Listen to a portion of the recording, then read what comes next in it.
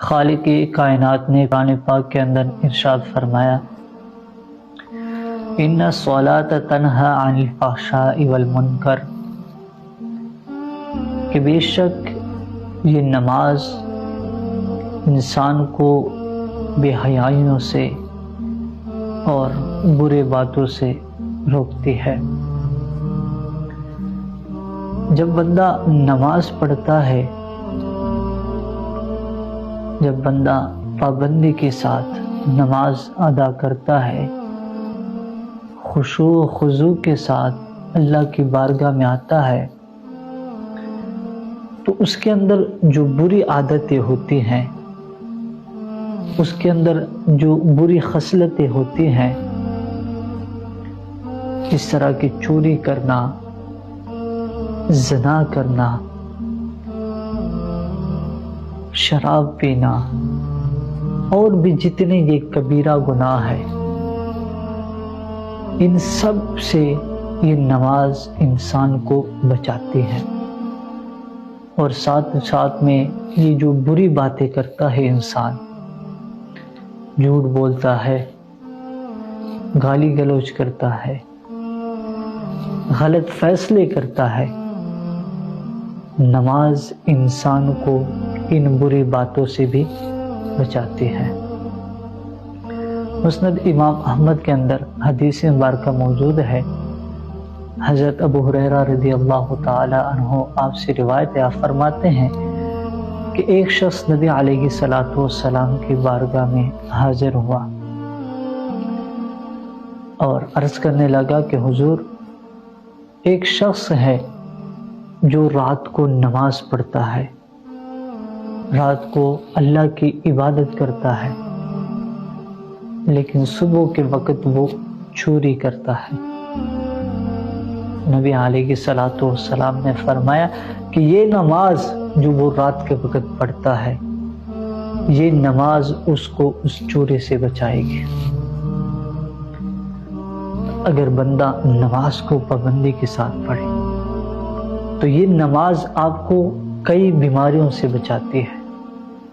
کئی بیماریاں جو آپ کے اندر موجود ہیں، اگر آپ نماز کو پابندی کے ساتھ پڑھتے ہیں، وقت کے اندر پڑھتے ہیں، تو یہ نماز آپ کو ان چیزوں سے محفوظ رکھتی ہے۔ ہمارے معاشرے میں لوگ ہیں جو نماز پڑھتے ہیں، پابندی کے ساتھ پڑھتے ہیں، لیکن وہ ابھی تک ان برائیوں سے محفوظ نہیں رہتے، ان کے اندر وہ برائیاں پائی جاتی ہیں۔ اس کی وجہ کیا ہے؟ تو اس کے بارے میں علماء فرماتے ہیں کہ اس کی وجہ یہ ہے کہ وہ صحیح طریقے کے ساتھ، جس طرح نماز میں آنے کا ایک صحیح طریقہ ہوتا ہے، جس طرح نماز میں آنے کا ایک اچھا طریقہ ہوتا ہے، جس طرح پڑھنے کا حق ہوتا ہے نماز کو، اس طریقے سے وہ نماز کو نہیں پڑھتے۔ کسی کا وضو صحیح نہیں ہوتا، کسی کو نماز کے شرائط کا نہیں پتہ، نماز کے واجبات، نماز کے فرائض کا نہیں پتہ۔ نماز تو پڑھتے ہیں لیکن ان چیزوں کا اس کو نہیں پتہ۔ تو جب تک یہ چیزیں آپ کو پتہ نہیں ہوں گی کہ نماز کے شرائط کیا ہیں، پھر وضو کے فرائض کیا ہے، وضو کس طرح کرنا ہے، پھر نماز کے اندر جو فرائض ہیں، اسی طرح واجبات جو ہیں، ان چیزوں کا اگر آپ کو پتہ نہیں ہوگا تو پھر آپ اس طریقے سے نماز کو اس طریقے کے ساتھ ادا نہیں کر پائیں گے جس طرح کہ نماز کا حق ہوتا ہے۔ ہم دنیا کے اندر ساری چیزیں سیکھتے ہیں،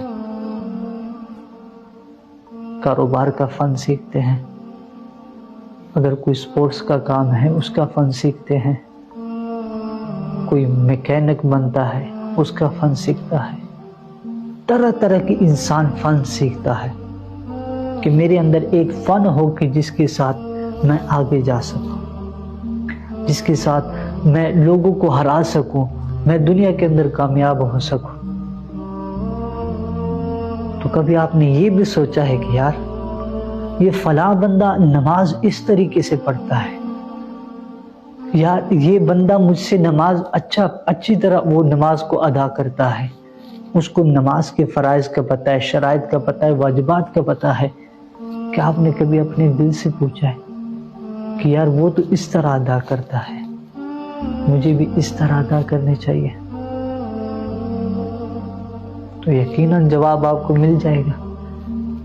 ہم دنیا کی بات اگر کریں تو ہم تو کچھ بھی ہو جائے نا، ہم نے وہ چیز حاصل کرنی ہے.